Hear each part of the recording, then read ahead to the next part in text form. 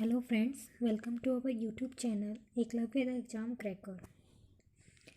जैसा कि आपको थंबनेल देखकर पता चल रहा है कि आज हम किसान आंदोलन के बारे में बात करने वाले हैं। किसान आंदोलन जो अब चल रहा है, हाल ही में किसानों को सरकार द्वारा पारित किए गए जो 3 कानून हैं वो रास नहीं आ रहे हैं और वो चाहते हैं कि सरकार इनको तुरंत प्रभाव से वापस दे। लेकिन सरकार का मानना है कि ये जो तीनों ही कानून हैं ये किसानों के फ़ायदे के लिए हैं और किसानों के हक़ में हैं और किसानों को इससे बहुत ज़्यादा बेनिफिट मिलने वाला है। अब ये तो किसान ही जाने कि उनको इससे बेनिफिट मिलने वाला है या नहीं है। किसानों को अगर ये लगता है कि ये फ़ायदे में है और उनमें कुछ ना कुछ कमियां हैं तो सरकार के सामने रखनी चाहिए और इन कमियों को दूर करने के लिए सरकार से बातचीत भी करनी चाहिए, क्योंकि कोई भी आंदोलन जो है वो बिना किसी कारण के नहीं होता है। किसानों का जो आंदोलन है ये बिना कारण से नहीं है। वो बिना बात के पिछले 60 दिनों से सर्दी की कड़कती हुई सर्दी में नहीं बैठे हैं। उनका जो कारण है वो नहीं रखना चाहिए। इस कानून में किसी प्रकार की कमी लग रही है तो उन कमियों के बारे में बात करनी चाहिए।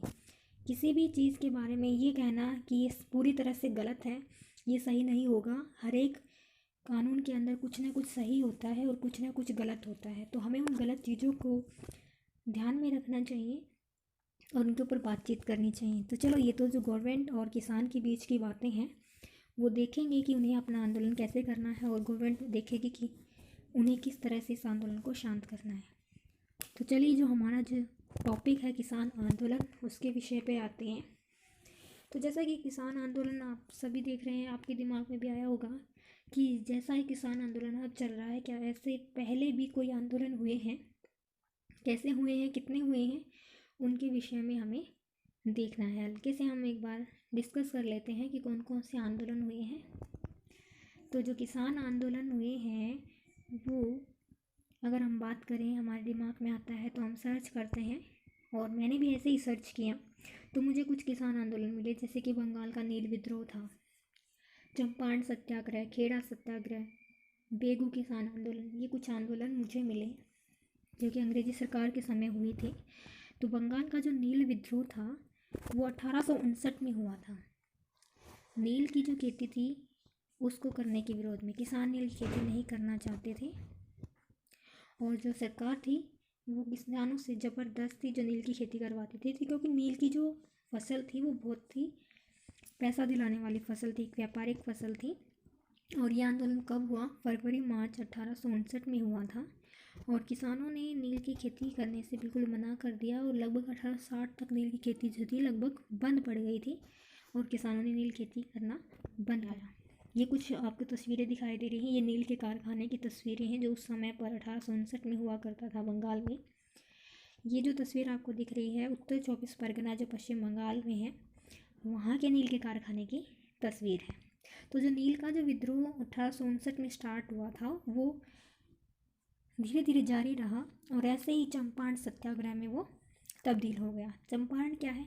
बिहार का एक ज़िला है। उस समय पर नील की खेती बिहार और बंगाल 2 ही स्टेट्स में की जाती थी। तो चंपारण जो है वो बिहार का एक ज़िला है। वहाँ के किसान नील की खेती से बहुत ज़्यादा परेशान हो चुके थे, तो इसलिए उन्होंने भी इसका विद्रोह करना शुरू कर दिया। लेकिन किसी भी आंदोलन को एक मुख्य नेता की ज़रूरत होती है, एक लीडर की ज़रूरत होती है जो उस आंदोलन को आगे बढ़ा सके। तो ऐसे ही अप्रैल 1917 में जो चंपारण सत्याग्रह हुआ, जिसे किसानों का पहला सत्याग्रह कहा जाता था, उनको एक लीडर मिला। वो लीडर कौन थे? महात्मा गांधी जी थे। ठीक है, और ये लीडर ऐसे ही नहीं मिल गए। महात्मा गांधी खुद चल कर चंपारण नहीं आए थे। ठीक है, महात्मा गांधी जी को जो तो उस समय पता भी नहीं था कि चंपारण डिस्ट्रिक्ट में क्या हो रहा है, उन किसानों के साथ क्या हालत है और किसानों के साथ किस तरह की जाति की जाती है। तो अब ये जो नील की खेती थी उसका जो कारण था वो था 30 कट्टे होते हैं, जिनमें से 3 कट्टे पर नील की खेती ही किसानों को करनी बहुत ज़रूरी होती थी। अगर ऐसा किसान नहीं करता था तो उसकी पूरी की पूरी ज़मीन जो है जब्त कर ली जाती थी। और लगभग 135 सालों से ये 3 कट्टिया जो प्रथा थी वो चली आ रही थी। अब गांधी जी इस आंदोलन से किस प्रकार जुड़े? तो गांधी जी जो थे वो लखनऊ अधिवेशन 1916 में जब सम्मिलित होने के लिए आए तो उस समय पर चंपारण के एक बड़े जमींदार थे। उन जमींदार को किसी ने सलाह दी कि वो गांधी जी से जाकर मिले और गांधी जी जो हैं वहीं जो है उनकी मदद कर सकते हैं। अब गांधी जी 1915 में ही भारत लौटे थे दक्षिण अफ्रीका से। 1916 में जब लखनऊ अधिवेशन हुआ तब वो शख्स जाकर गांधी जी से मिले। गांधी जी ने उस समय तो उनको हल्के में लिया, ठीक है, लेकिन उन शख्स का जो नाम था वो हम आपको बता दें, वो थे राजकुमार जो शुक्ल थे। ये एक अनपढ़ किसान थे लेकिन बहुत ही जद्दी किसान है, ऐसा गांधी जी ने अपनी सत्य के प्रयोग जो पुस्तक है उसमें लिखा है कि जो राजकुमार शुक्ल जो थे वो बिल्कुल साधारण व्यक्तित्व के धनी थे, लेकिन उनके अंदर एक जिद थी कि चंपारण को नील की खेती से मुक्त कराना है। तो इसलिए उन्होंने गांधी जी को अप्रोच करना शुरू कर दिया। तो लगभग 1 साल की मशक्क़त के बाद अप्रैल 1917 में गांधी जी चंपारण आने के लिए तैयार हो गए। जब गांधी जी चंपारण आए तो वो वहाँ के जो बड़े बड़े एडवोकेट्स हैं उनसे मिले, जिनमें कौन कौन से थे, राजेंद्र प्रसाद जी थे, आचार्य कृपलानी, मजरूल हक और ब्रजकिशोर प्रसाद जी। तो राजेंद्र प्रसाद से मिलने के बाद और गांधी जी जो थे उन्होंने सभी को इकट्ठा किया, वहाँ की स्थिति को भांपा और देखा कि किस तरह से किसानों की मदद की जा सकती है। फिर उन्होंने सत्याग्रह का संचालन किया।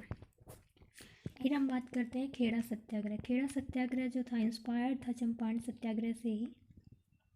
खेड़ा है कहाँ पे? खेड़ा गुजरात का एक ज़िला है और ये सत्याग्रह कब हुआ था? 1918 में। और क्या कारण था कि ये सत्याग्रह हुआ? क्योंकि अंग्रेजी सरकार जो है वो कर की वसूली बहुत अधिक करती थी। अगर खेती अच्छे से नहीं हुई है, खलिहान में फसल अच्छे से नहीं हुई है, तब भी किसानों को उतना ही कर देना पड़ता था। और इस आंदोलन को पहला असहयोग आंदोलन भी कहा जाता है, क्योंकि किसानों ने सरकार का सहयोग देना बंद कर दिया, उन्होंने कर देना बंद कर दिया। और साथ में जो फसल थी, अगर जो किसानों की जो फसल थी, जो खड़ी हुई फसल थी, उसको भी वो काट कर अपने घर ले आए, क्योंकि सरकार ये का कहना ये था कि अगर कर नहीं दोगे तो उनकी ज़मीन को है वो जब्त कर दी जाएगी। और गांधी जी जो थे वो इसके प्रणेता थे। गांधी जी ने अपने सत्याग्रह का पालन किया, जो कि 1915 में उन्होंने दक्षिण अफ्रीका में किया था। उन्होंने किसानों से कहा कि अगर सरकार जब्त करना चाहती है तो जब्त कर ले, कि भले ही जो अपनी ही ज़मीन के मजदूर बनने से अच्छा है कि हम आपको वो ज़मीन दे दें। और किसानों ने ऐसा ही किया, सहयोग करना बंद कर दिया। असहयोग आंदोलन जो उन्होंने किया ये खेड़ा सत्याग्रह के नाम से प्रसिद्ध हुआ और गांधी जी जो थे वो खेड़ा सत्याग्रह के लिए बहुत ही ज़्यादा प्रसिद्ध भी हुए। ऐसे ही वल्लभ भाई पटेल जो थे वो भी इस आंदोलन में कूद पड़े और ये पहला आंदोलन था सरदार वल्लभ भाई पटेल का। उससे पहले वो किसी भी सार्वजनिक आंदोलन में भाग उन्होंने नहीं लिया था। तो इसी आंदोलन से ही जो सरदार वल्लभ भाई पटेल है वो भी सार्वजनिक जीवन में आ गई थी। इसी तरह से एक मुझे आंदोलन मिला जिसे बेगू किसान आंदोलन कहा जाता है। ये कि राजस्थान के जो चित्तौड़गढ़ है वहाँ पर यह आंदोलन हुआ था सन 1921 में। और इस आंदोलन का कारण क्या था? बेगार प्रथा। बेगार प्रथा क्या होती है कि बेगारी करवाई जाती है लोगों से, किसानों से, और उन्हें उसके बदले में ना ही किसी उचित जो धन राशि है वो दी जाती है। इस आंदोलन को शुरू किया था रामनारायण चौधरी ने।